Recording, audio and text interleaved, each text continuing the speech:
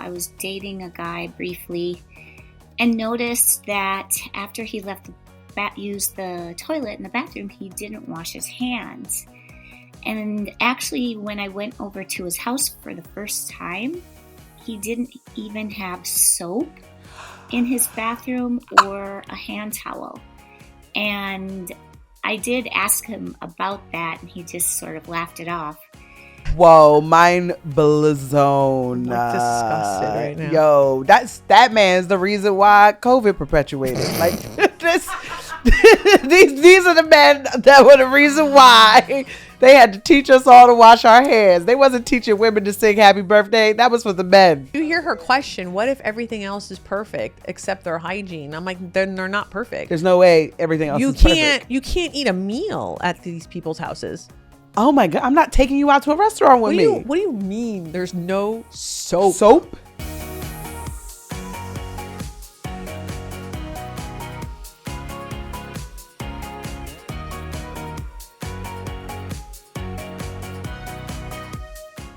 Welcome to the Ask a Matchmaker podcast. I'm your host, Matchmaker Maria, and I am so happy and sad to say that this is my co-host's last episode for this month, Joyelle Nicole Johnson. That's me. She's my favorite comedian. Hello. Not even joking. Both me and my husband, I know I've said this before, we are her biggest fans when we hear her on the radio, because sometimes you'll be on NPR. Yes. It's like immediate text message, turn on NPR right now. Anyway, Joyelle, it's been such a pleasure having you this past month. Thank you for having me. I love being here. This crazy ass month. It's so much has happened, right? So much is always happening. Yeah. But anyway, we like to always end the last episode of each month as a hotline episode. You ready to answer some questions? My favorite thing. Yes, let's go. Give opinions to I people love who are asking for it. opinions. I'm obsessed. All right. Before we keep going, I just want to remind you that this podcast is for everyone. Single in a relationship. You should always remind yourself if you are dating someone to keep dating them. But it's also good to know what is out there, what is happening amongst your friends. And if you are enjoying this episode, by all means, please subscribe, please like, please comment. Okay, that's enough. Let's go straight into answering your questions. Welcome to the Ask a Matchmaker hotline. How can we help you? Hey, Maria, very nice to meet you. One of the things that I want to discuss today, it's like closing, there's work at home. I have great career. I get great compliments. I go out there. I'm in online dating sites. I go to events, to the gym, to whatever. I don't meet anyone. And I'm like, oh my God. And in the online dating apps, a lot of what I get is people with different profiles. I don't want to be rude to anyone, but I'm looking for someone with a professional background similar to mine, similar kind of lifestyle, similar type of things. And I find it very difficult to find someone similar, right? And honestly, I've tried it for years. I did my online dating profile assessment with Erica Ektin. Okay. Right, to help me. So I tried pretty much everything, I believe, right? And I'm in the Jess era, like Rhonda Shines will say, trying everything. So I'm a little bit of like, what else should I do? What would be the advice that you will have for me for someone that it's a little bit exhausted, but I don't want to give up, right? I'm not exhausted enough to give up. And I do have a goal, but not really sure where to go next. Okay, I have a few follow-up questions so we can give you an answer really quick. So first off, can you remind us your age? I'm 42. You're 42. Ew. And where do you live? I live in Jersey City, New Jersey. Okay. All right. So that's a good city. Yeah. There's a lot of stuff there. Jersey in the house. Oh, yeah. And then I forget that you're a Jersey girl, too. I mean, I don't forget. It's literally... Anyway. And then... what are your goals here? Like, are you trying to date to marry? Do you want to have kids one day? Like, what are the plans here? Yes. Like, I definitely want to date to marry. I would love to have kids. I froze my egg, so then I'm not in a rush, but of course I don't want to have kids at 60, right? I would like to do it sooner rather than later. But more than kids and family, I don't really want to meet my life partner. Okay. Oh, that's hard. There's a lot of details there. Yes, there are. Okay, I have a piece of advice Please. that might work. Do you make lists? I do make lists. So of course I'm super type A. I'm very organized type list. So I know where I'm looking, the type of profile that I'm looking. I'm not close to everything I tried outside my list. I tried Okay. outside, so then I'm not close to it. But yes. Okay. And when's the last time you updated it? You constantly update it? Yes. Mhm. Okay. Well, that was one thing I was going to say because I made my list and I tell people to make lists all the time. Well, Because, what's on the list? Yeah. Well, what's on your list? Are you specific? You got to be specific. Yeah. For example, to give you examples, I look someone with a professional background similar to mine, right? Or Okay, that's actually a really good question I want to ask as you were speaking. What is your professional background? so I'm an executive in a multinational company, right? And what is similar? Like I have grad studies, so I have my master's. Ooh. I like So does your match need to have a master's degree? no, Does your match need to be an executive? at least in a professional background. It could. I don't want them exactly at my level. It could be a slightly lower, slightly higher. Well, maybe higher. I don't have a top of limit. But when it goes to less experience, I would like someone that is definitely professional. That not necessarily grad studies, but undergrad. Yes. So no blue collar? No. Why not? Oh. I tried those. The cultural difference and the ambitions, etc., had been, in my experience, wide. And Okay. it became kind of like a problem in the relationship. Okay, Yeah. I'm going to give you some real talk then. Mm-hmm. Okay. You're 42 and you just told me you want to have kids. So I'm going to give you a lot of information right now. Mm-hmm. And it's not, I don't want you, is that okay that I give you this information? Are you open to receiving this kind of information? I want kids. I can live without kids. That's the only. Okay. But when you're online dating, have you selected, I want kids? Okay. So you want kids. So if you, according to the audience that you're trying to attract, you're a 42-year-old woman who wants to have kids. And the fact of the matter is that most men over the age of 38, online dating, who want to have kids, you're not even in their search. Right. They're searching younger. They're searching younger. They're searching 35 and under. Right. Of course. Right. Mm-hmm. And I'm just the messenger right now. Right. I'm not saying something that Tinder, Hinge, Bumble couldn't just show you with the data. And as a result, if you are online dating with that selected, I want to have kids, you're not showing up in anyone's search. Like the men that you want to meet, they're not there. At the same time, I think, there's two things here that I'm thinking because of what I just said. If you want to have kids, I'm just going to tell you, go have kids. Yeah. If you want to have kids, there are plenty of groups and support out there to provide you the necessary details to do motherhood on your own, right? Then you can, after that, when you're ready to date, because having a kid in the beginning really sucks. It's good, but it's tiring. Like, don't let anyone tell you it's not exhausting. It is exhausting even with two parents. But that will open you up to like a lot of single dads after that, or men who just want to be stepdads. Yeah. Right? Are you willing to date a man that has children already? Yes. Okay. All right. Now, if we are open to like, I could go either way, I need you to unselect that off your dating app. Just take it out. Like let that open up, because it's going to open up a pool of men. But I really want to talk about how, you're professionally telling me I want them to be at my level. Let's think of it a different way. So studies have shown that long-term compatibility does rest upon lifestyle. And that lifestyle tends to revolve around socioeconomic status. That gap that you're talking about, I don't know what that gap is, because that's your own experience, perception, whatever, your reality, right?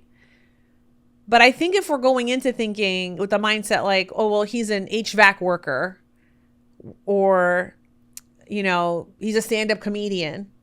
Don't do that.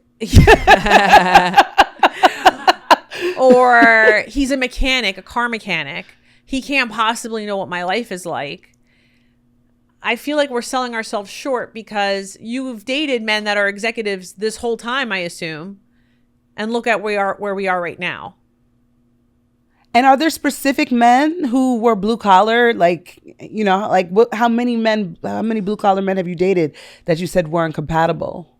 Actually, I've dated more blue collar than executives. Oh, I okay. do not attract executives, and maybe there's something I need to change, right? But I don't know why. But yes, not executives. Mostly what I attract and I dated are blue collar. Mm-hmm.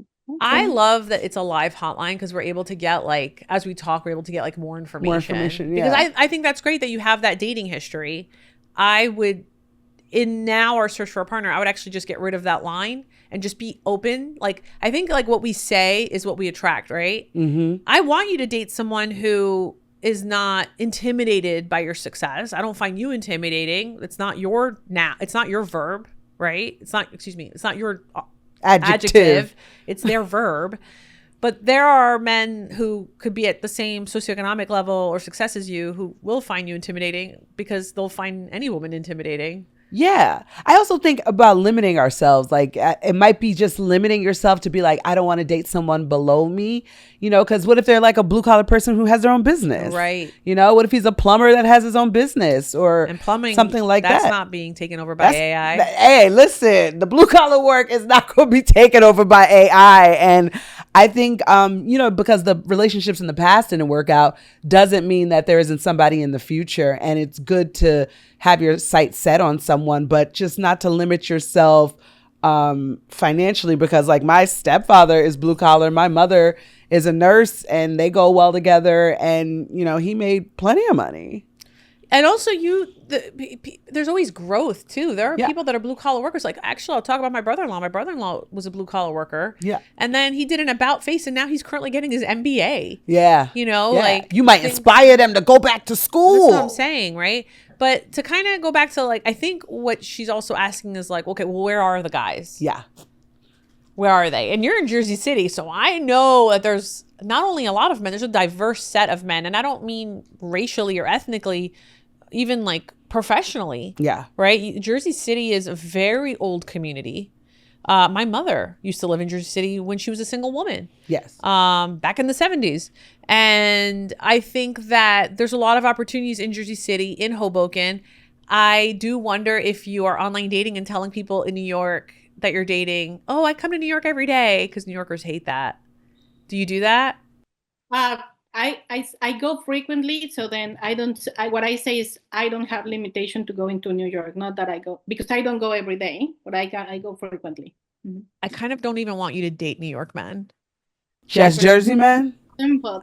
Look at you. I say that as a girl from New Jersey who lives in New York right now. I just feel like the barrier to entry for Jersey men is a lot less. And you know what's funny is if she went just a little down to New Brunswick, they're all engineers there. Truly. I mean, yeah. I'm just thinking, you know, the New Jersey transit strike is affecting dating right now. But also, I like a 5 boroughs. You have a car? Of course, you're in New Jersey. Yeah, actually, I prefer to date guys from Jersey. I have a car, but also they also have a car. So it's easier to go everywhere. When Absolutely. people in New York are very limited, like, let's just go out in Manhattan. And so I always find it easier to date people in Jersey versus people in New York, but I'm not limited, to say that. So you're on the dating apps. Yeah. And we're going to change a few things on those dating apps. Yes. And do you go to meetups? I like Maria's advice of going to meetups and meeting people. Have you done that? What's your social life? Like you said, you do things like you're working out, but I don't think working out, I mean, unless it's CrossFit. I always go out with friends. I have a bunch of single friends. I don't do meetups. I go out with my friends to bars. How many friends are we talking about? So I have 3 different group of friends. Each group of friends has like 3 or 4 more people beyond me. So we're about. So when 5. you go out, it's 4 girls? Sometimes, yes. That's scary, bro. That ain't approaching a group of 4 women. In the post meetup world. That is scary. Yes. Do you ever go out alone? No. Ooh, girl, come on. You got to go out alone. Get you a martini, sit at a bar, have some cleavage out. And you look like you have a nice cleavage. Yes, make some eyes at a dude across the bar. You got to get out there by yourself. That's the thing. Yeah, because even with just two women, a man approaching two women, having a conversation, that's intimidating. I would actually be okay with if she went out with one friend. It's when the moment you go to three friends where it's like, that's a gang. That's a gang that's just going to start roasting the dude if he approaches. Yeah, because it's not enough. It's like, if it's one friend, and the guy comes to talk to you, she'll be like, talk to him. Yeah. But if it's two girls watching you talk to a guy, they're both like, looking him up and down. Like, who's this? Yeah, so one friend tops, I would say go out alone. Yeah, going out alone. Do some trips on your own. And yeah, now that you said that, can we do a cruise out of Newark? Because there's so many singles cruising right now. Like Virgin Voyages, get yourself a wealthy man on a singles cruise. That I do. I do travel alone quite frequently. Okay. Oh, you travel alone? Okay. But I have not done a cruise, so that's on my list. You're stuck on a boat. You could easily fall in love in 5 days. Yeah. Yeah. You don't have a lot of choices. Yeah. Right? So it's like, okay, these 20 women, pick one. I always knew that. I went on a singles cruise once, and I was like, that's the secret. You can't let the singles leave. They have to be limited. Didn't you do stand-up on a cruise once? I've done stand-up on a cruise many times. Okay, and what was your experience there, when you saw them? Oh, I hate cruises, but but I would love this for you. I'm just a curmudgeon. I just hate cruise ships. I hate because you're being held hostage. No, you're not. You're absolutely being held hostage because you can't jump off the boat and swim to shore. But that is also the beauty of a singles cruise is that y'all are all being held hostage together. So it's like, hey, I saw you yesterday. What's up? Let's talk. You know how easy it is to do a 12-date rule on a cruise ship? Absolutely. You put in the time for 2 days. I'll even allow, it's usually a 2-date maximum. You're on a cruise. I'll make it a 4-date maximum, right? Yeah. But then you're in the cabin. Yes. Yeah. And, everyone can have sex in the cabin. Okay. Number one, we changing the dating profile. We taking off kids. Number two, we're going out by ourselves somewhere and maybe with one friend. Number three, you got some married friends with husbands that you can be like, yo, invite me to a barbecue. What's up with your husband? What's up with your husband's friends? You got any of those? I have a bunch of married friends. None of them have produced one single. No, so I don't. Okay, if you're gonna go with married people, as a married person, I will tell you that the best way to get to the married person circle, because they do have single guy friends, because they have single guy coworkers, be like, now it is summer. It is officially summer, okay? Hot girl, right? And what I want you to do is be like, when is your company having a barbecue? For me, every time my husband's company has those summer barbecues, I'm there with a notepad. I'm like, okay, who is single here?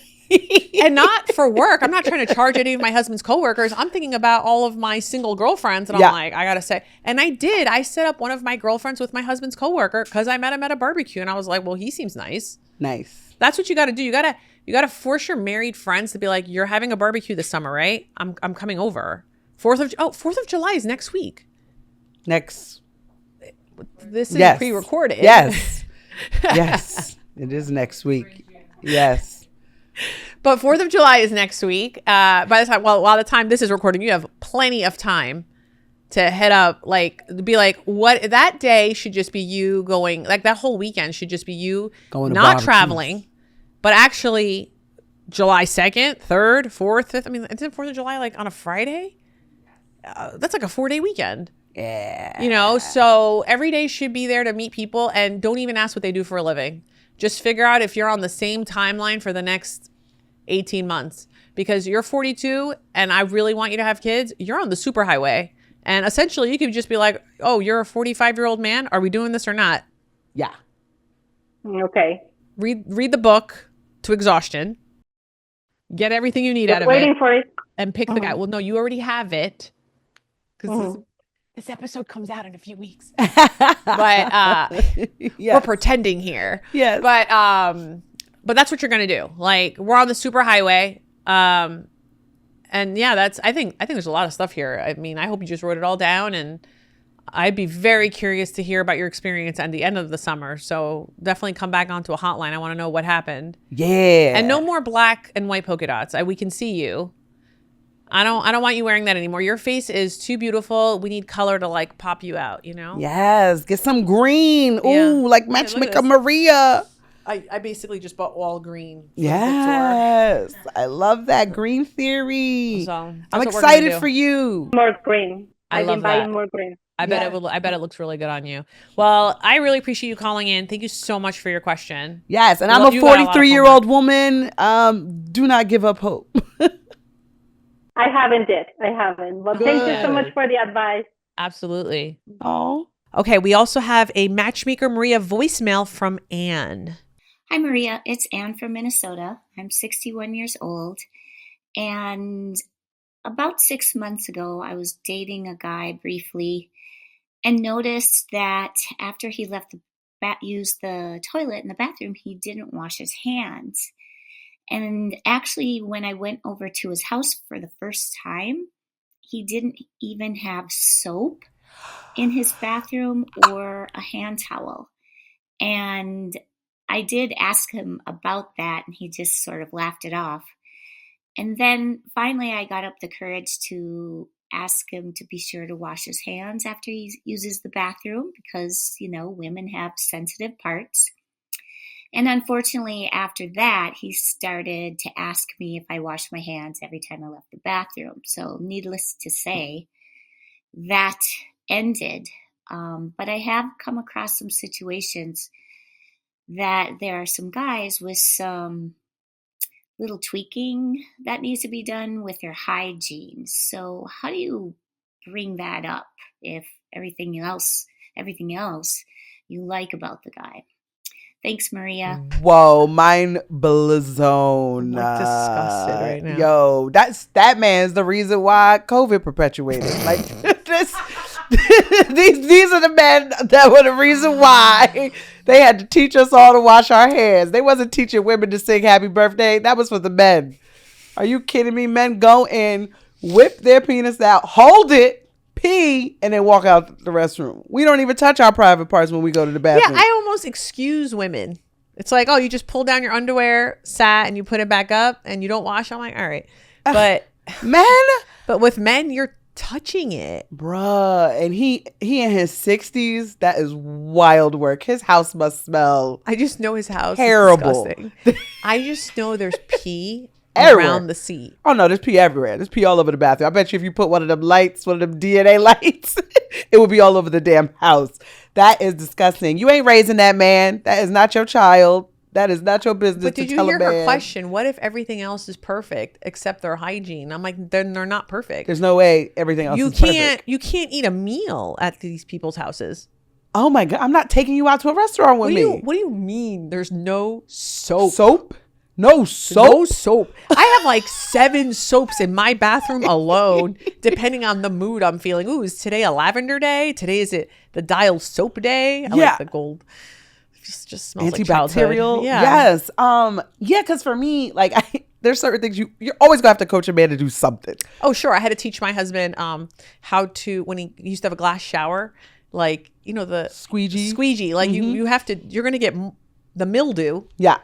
Do. And he, you know, okay, he didn't know that. No, there's no glass showers in Greece. So we have an open bar cart and we have glasses on the cart.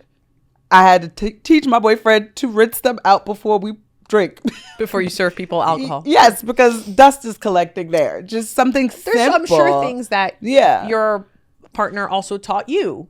As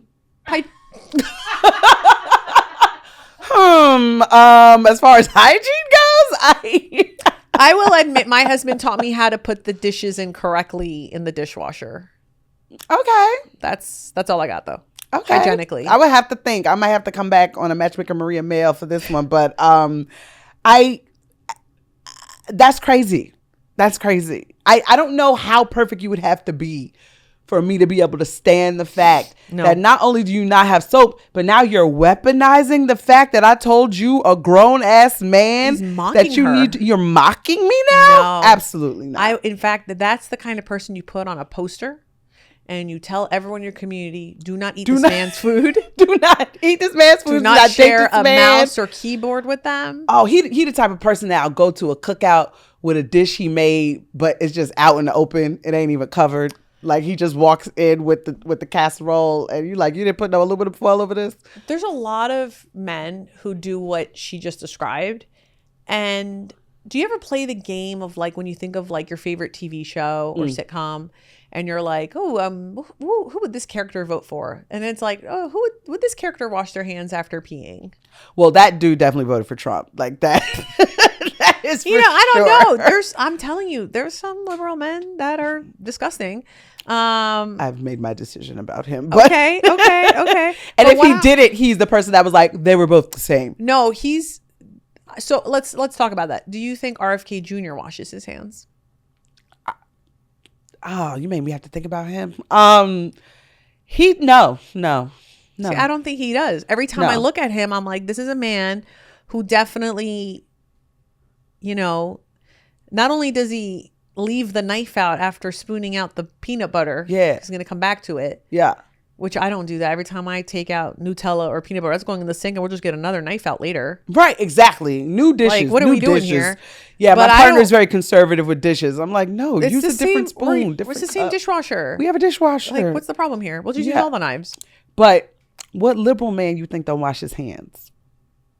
Doesn't wash his hands? Yeah, who's somebody Liberal man famous that and doesn't wash liberal his that you hands. think don't wash their hands? Because Kid Rock definitely don't wash his hands. Like all them conservatives, I would venture that they don't wash their hands. You know who definitely doesn't wash his hands? Who? He's not liberal, but Russell Brand. Oh, ew, he don't wash his body. That's the oiliest man I've ever seen. What liberal man doesn't wash his hands? That's a very interesting question because I'm going to need you to, whoever's watching this or listening to this on YouTube, go in the comments and tell us what liberal man do you think does not wash his hands? Let's increase the engagement with a real question. The answer we want. Yeah, absolutely. That's so funny to think about because I'm like, oh no, straight to jail for that man. Sir, no soap in the bathroom. Now I feel like you're raising a child. What else crazy does he do? He's the type of person, listen, I read this story of this little boy. He was in his 20s and he was doing meal prep for the week.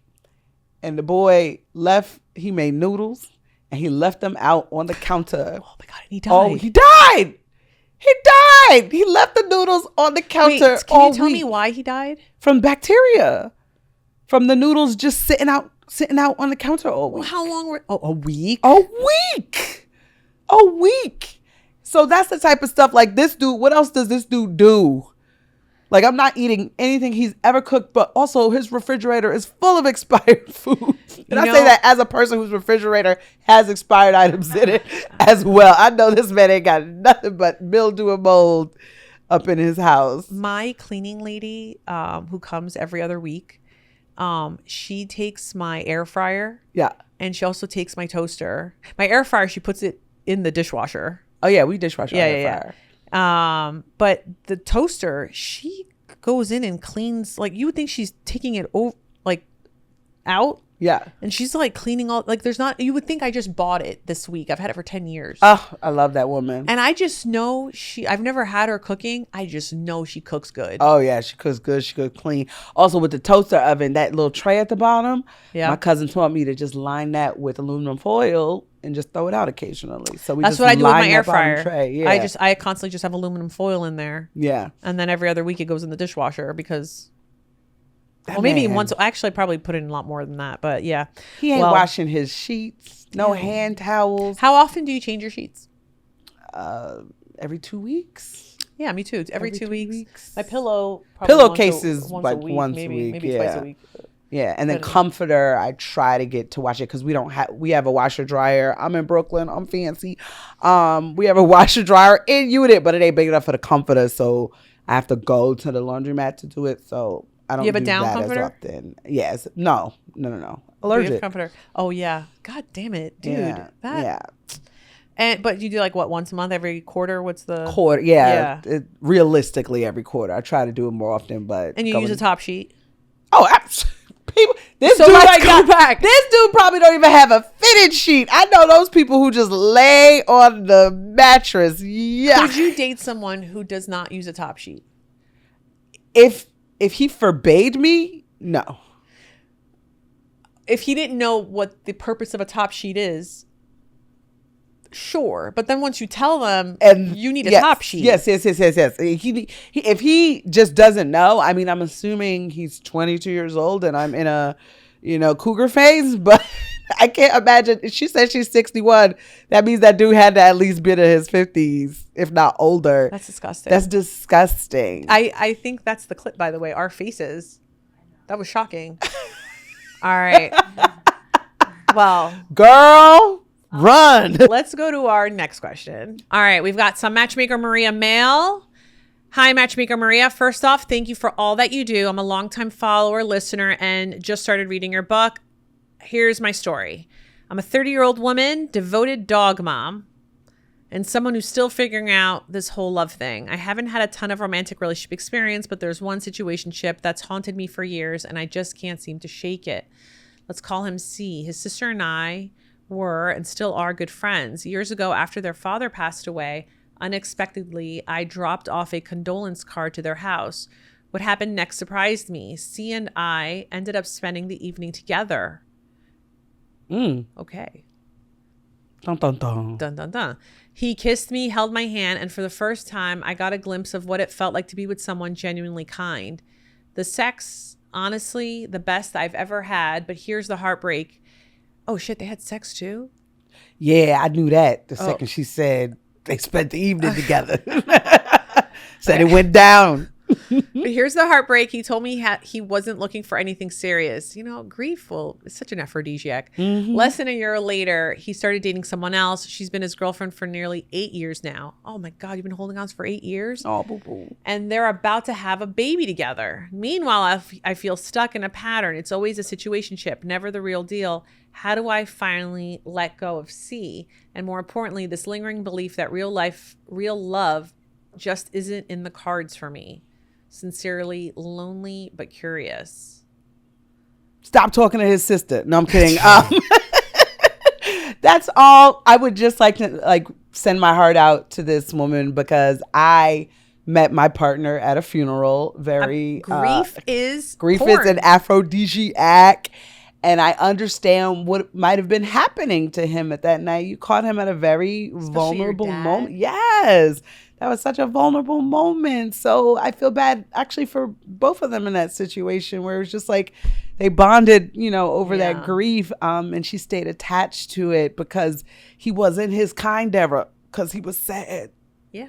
You be real kind when you sad sometimes. But in reading this, have you ever been in a situation, because it actually happened to me recently and thinking about it. Have you ever been in a situation where you dated someone or maybe just spent a weekend with them? Like when I say dated someone, you dated someone very briefly, not something that you would say, oh, this is my boyfriend of a year. Yeah. And then you just couldn't stop thinking about them for a long time. Oh yeah, especially if the sex was great. That's a problem. So tell me about that. Tell me how long, the person that you're thinking of. Yeah. How long did you date them? A couple of months. Right. And then why did it just ended? Or why did it end? Because he was a comedian. I understand. The more I've learned about your world. Yeah. The more I understand. Absolutely. Yeah. Because we're very attractive people and it's very hot charisma. And heavy. The charisma is sexy. Yeah, but also just messy. Yeah. But tell me, in the future, do you ever think about them now? Do you ever think about that? How long did you think about that person? I mean, I thought about them for a while after. And then honestly, when I still see him, there is still sexual chemistry. I'm in a committed relationship. I'm able to talk to my partner about the fact that we still have chemistry. What is that conversation like? I was just like, he's still hot. And he was like, yeah, he is. He's just honest with me. Yeah, he is still hot. Your partner is the most secure man. I love him so much. But I completely relate to this and I totally understand what's happening. So I think first piece of advice is to take the agape intensive. Look at you. I love that. I'm a Matchmaker Maria, what's it called? Horcrux.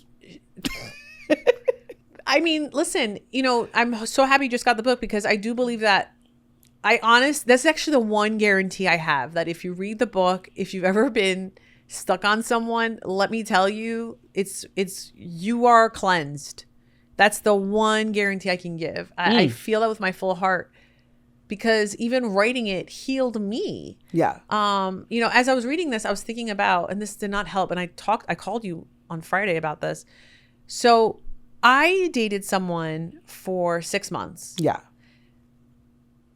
And I dated, like, we basically almost kind of moved in with each other. Like, he had a place, but he was still at my house like 5 nights a week. Yeah. And we spent like all of our free time together. This was, 15 years ago. And midway through the relationship, I would find out that, he was expecting a baby with someone else. Nice. He had told her that we were just friends or roommates. He actually told her I would never date someone that fat, as a way to, like, because apparently he was juggling both of us. I was not aware of this until he said you was fat? Yeah. Oh, Jesus. And the fact that I even know this is like the worst part. But anyway, and the way it ended, like, I remember trying to break up with him when I found out, like, when we both found out, like, oh, there's a baby, like, you have a, he told me it was his ex. I didn't know what was happening. Right. And to be honest, like, in looking back, like, we were both lied to or whatever, but and I give her a lot of grace as well. Like, I give her all of my compassion and empathy. But with that being said, I remember just being, like, really confused.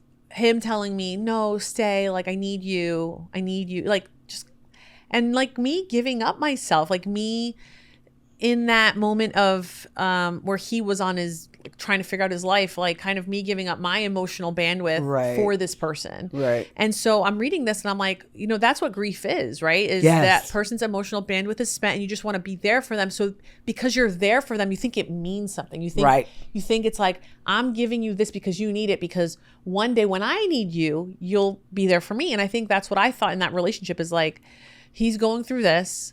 He obviously he wants this. He must appreciate that I'm here for him. Right. Surely this will come back to me, tenfold in a fantastic relationship where, we're part of this love, and again, we were together 5 nights a week, 6 nights a week. Well, anyway, he broke up with me on my birthday, my 20s. Classy. Birthday. Anyway, and over Skype. Classier. Not Skype. I'm sorry, I'm not laughing at you. I'm laughing at the uncomfortability of that. I remember that night so well, because I had dressed so hot because I was going to a birthday party, like my birthday party. Like, I invited friends, and I knew he couldn't make it because baby. And but I didn't expect to get broken up. But when he did, I remember, like, not laughing, but kind of like feeling relief, like, oh, this is done. Like, right. I can finally, like, not think about you. Right. But what that would end up causing, like, because then I found out about the ex, like, I found out they actually had a relationship. I was the other woman. Like, I found out all these things in following. And then the trauma that caused me, like, I mean, You were the other woman and y'all were together 5 nights a week? Yeah. That's goofy on the other girl's part, but anyway. My she bad. She was growing a baby. But look, that's sad all around. Y'all was in your 20s. You was in your early 20s. I was in my mid 20s. And she was in her early 30s. Damn. Or mid 30s. I don't remember. Anyway, it doesn't matter. That part doesn't matter. What matters, though, is that I would deal with the trauma of that. Yeah. For years. Like, I met my husband. We were dating. I got engaged to him. I got married to him, and I was still stuck on this guy. Yeah. You can be thinking about somebody and still be fully in love. Right. And that is the difference, right? Between love and, like, the opposite of love is not hate. It's indifference. Yeah. And I got to my indifference stage literally the week that I had my first kid. Yeah. Where I was like, oh my God, like, I just went through this and this person was having a relationship with me. Are they insane? Right. Like, what was I thinking? And then when I was writing the book, I was thinking about that 25-year-old girl who went through that as I was writing it. Like, I don't want you to get hurt. I don't want you to be with people with capacity to hurt. Right. What's happened to her? Look, he probably thought it was a one-night stand. Yes, right? Absolutely. Absolutely. Grief is an aphrodisiac. We've established this. Mm-hmm. It doesn't take away that she got hurt in that process. Absolutely not. No, it doesn't. But I will say, since we are 8 years later and a baby and all that type of stuff, therapy is probably, It's time for therapy. It's definitely time for therapy. Especially if like you're not able to do other things. Like I was able, but despite having this, whatever happened to me, I was still able to establish relationships, get engaged, get married, like do all the milestones I wanted for myself. Right. What I think this may have taught you though is we just don't have sex with people when their parents die. I mean, that's great advice, I would say. Because even with my partner, we met at the funeral, but we didn't start dating till almost a year later. Actually, over a year later. So we actually had some time in between the grief. So we weren't. Were you attracted to him when you met him? No, I didn't even remember meeting him. Are you serious? Yeah, he's hot too. I agree. I love him. I think he's hot, but it wasn't until months later at another event I was like, wait a minute, is he hot? He's hot. And then my friend was like, yeah, he's hot. And I was like, oh, I ain't even noticed. You know what makes your partner hot is the way he walks. And what I mean by that is like you could tell he looks like a secure man. Oh, like he looks confident. I don't know if he is. We all have our thing. Yeah. But from the outside, I'm just like, because to me, you are a very confident woman. And I'm like, I remember one time we were walking in Brooklyn and I was just like, you guys look so good together. Oh, like you guys are just confident walkers. So that's, Daniel's hot. Oh, anyway, I love him.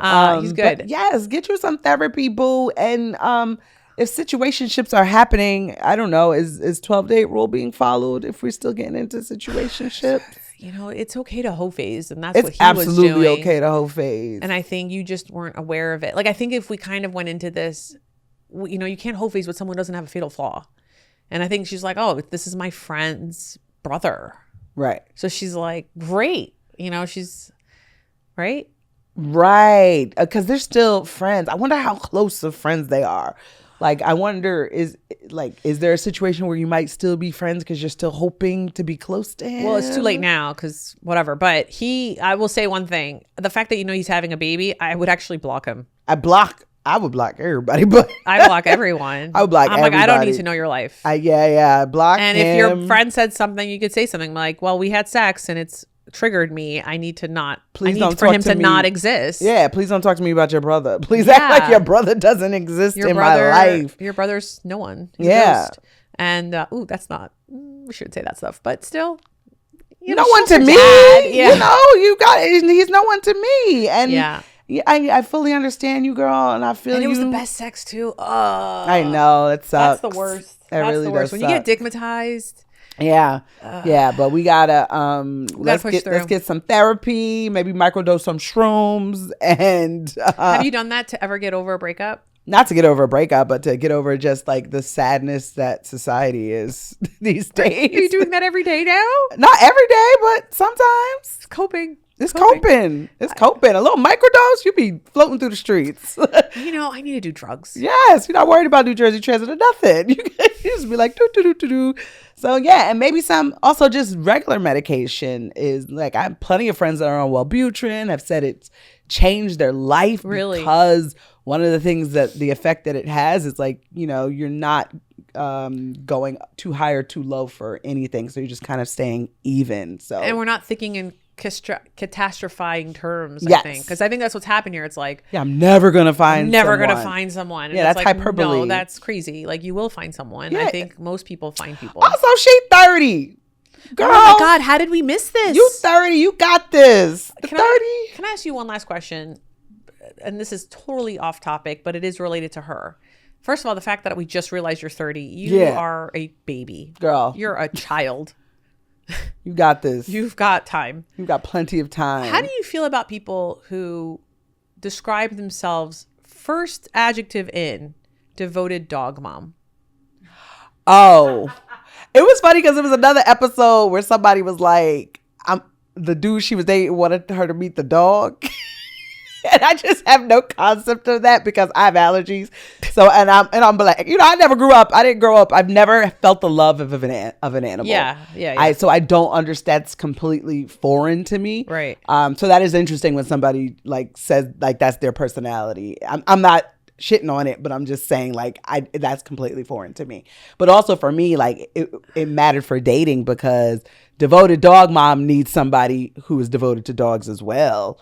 Like I couldn't date dudes because they had cats. I tried, but I don't know if I would ever have dated someone who out the back told me he was a devoted dog dad, and I own a dog. Yeah, but there's somebody that will though. There's somebody that loves the fact that her second descriptor of herself is devoted dog mom. It wouldn't be me or my partner, but that's why we together, because we like plants. I'm a devoted plant mom. Were your parents like my parents, where they said that the only animals allowed in the house are the ones that fit in pans or the oven? Oh, the oven. Damn. No, there was never even a question. None of my family really has animals. No one. So there was never a question. And now we have a dog. Yeah, I never thought about it. I never cared about it. I was never that kid that was like puppy. I was always sneezing. So we've become a pet family because now our dog is 18 years old. Oh, he's so old. He pees on the floor every day. Oh, he just doesn't he still goes outside, but he's just not in control of his bladder. So we're just trying to have a wee pad rug everywhere. I've got so many Clorox wipes in every corner of the house. Like wipe. That's that dog's house. That's not your house. But anyway, my daughter though, she's like, I've been trying to prepare her. Like, Leonidas is old. He's gonna become an angel one day. Yeah. I don't know when. This dog might have like 3 more years to him for all I know. But I'm just trying to prepare her. She's moved on already. She's like, okay, can we get a cat next? It's so funny because people think death is so fragile for children. I understood death at a very young age. I don't think kids are too fragile to understand death. My son has already named the next dog. They said on to the neck. That's what she need to do. She need to be like your kids with the dogs. On to the neck. I was like, you guys cuddle with this old dog every day. How are you? I love that. Yeah, I'm happy for that. I need more of that. I just know that they're going to, because they're doing that already, I just know that when he does pass over the Rainbow Bridge, it's going to devastate them. Because I don't, it's like they've moved on a little bit on the way of this is a natural part of life, death. Right. But also oh my God, but yeah, my daughter is team cat in the house. I'm like, I don't know if we're going to have cats. Oof. We've got, I don't know. Invite me over before you get a cat. Because I'll never be able to come ever again. I don't think we're getting a cat. My husband throw a party now. My husband's old roommate in college back when he was working in academia, she had a cat that he once had to take care of for a few months. And I ended up having to we both, we were together. So I was like, all right, we have a cat now. The most unfriendly cat ever. That's every cat. I'm not a cat person. People are always trying to be like, my cat's different. No, it's not. I just want to say one last thing before we wrap up this episode. I just need you all to know, if I haven't said this before, Joyelle came to Greece with me. Oh my goodness. I want to say, was it 3 years ago? Yes. And you didn't tell me that the cats own Greece. Cats are like squirrels in Greece. They're just everywhere. The cats own Greece. The amount of pigeons that are in Central Park is how many cats are just chilling. And Joyelle was having not only the most miserable time on a beautiful island. Yeah. We would go to restaurants. Yeah. And she was just like, cat jumping on the table, cat going in between your legs. Greece is beautiful, but not for me. I can't, just only because of the cats. Only because Athens smells like a cat. And then she would you pass the tourist stores. I remember this so well. I don't know if you remember this. We would pass the tourist stores, and because cats are like the personality of Greece, they have like cat calendars and cat postcards, and you'd be like, fuck you, tourist shop. My friends know not to send me cat videos. We don't talk about cats. People want to show me pictures of their cat. I don't want to see it. I'll start itching. She was so upset. We went to this one restaurant that we love, and she was just like, cats everywhere. She was so angry at us, and she had no idea. I wasn't angry at y'all. I was angry at Greece. When I say us, I mean Greece. Because we want to give you good hospitality. We're like, it's just not going to work for you. I had a great time. I had a great time. We had a good time. I had a great time. And my kids had a good time. It was so sweet. And I like the Pebble Beaches. I'm gonna tell the listeners in the audience right now what my son told you to say when he would record videos of you. Yeah. He would coach you to say like and subscribe. Oh, he sure was. Oh, in any video they did together, he'd say, okay, now you say like and subscribe. So now that we're here, like and subscribe. Thank you again, Joyelle, for being here. Thank you for having me. Oh, this is amazing. Good luck to everyone finding love. Be lovable, but more importantly, be likable. See you next week.